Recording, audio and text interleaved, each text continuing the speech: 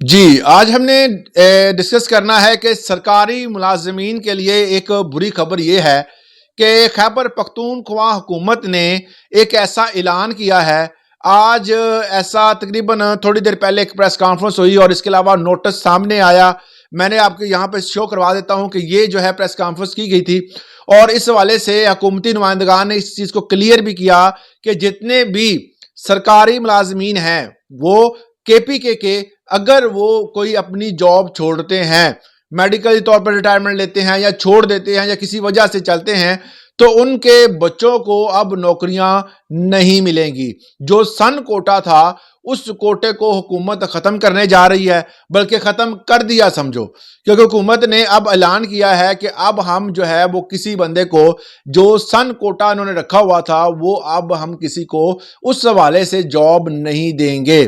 ये इम्प्लीमेंट हुकूमत ने आज से ऐलान कर दिया है और ये सरकारी मुलाजमीन जितने भी हैं जो पख्तूनख्वा हुकूमत के अंडर काम कर रहे हैं, सूबा केपीके के तमाम तर मुलाजमीन के लिए ये एक बुरी खबर समझ लें कि अब उनको कोई नौकरी नहीं मिलेगी। अब अक्सर दोस्तों का यह सवाल होगा कि 17A रूल का इम्प्लीमेंट होगा या नहीं होगा।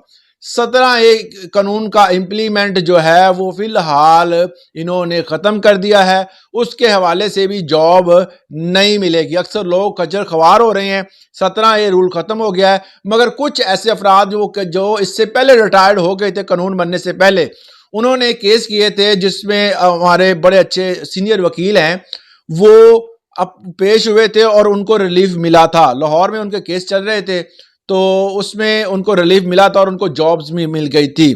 तो अगर आप इस वाले से केस वगैरह करना चाहते हैं तो आप कर सकते हैं, वो भी इस कानून से पहले अगर कोई बंदा रिटायर्ड हुआ है तो वो उनके लिए है।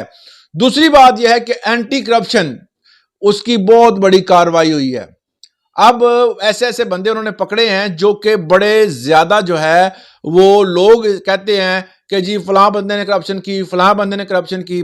पिछले दिनों कल के दिन एक हलफनामा भी सामने आया कि तमाम मुलाजमीन से हलफनामा लिया जाएगा कि वो करप्शन नहीं करेंगे, अपनी जॉब को सही करेंगे। मगर कल के दिन जो है वो एंटी करप्शन बलोचिस्तान ने बहुत बड़ी कार्रवाई की है और उसने 7 बंदों को जो कि गवर्नमेंट एम्प्लॉय हैं उनको मुअत्तल किया है।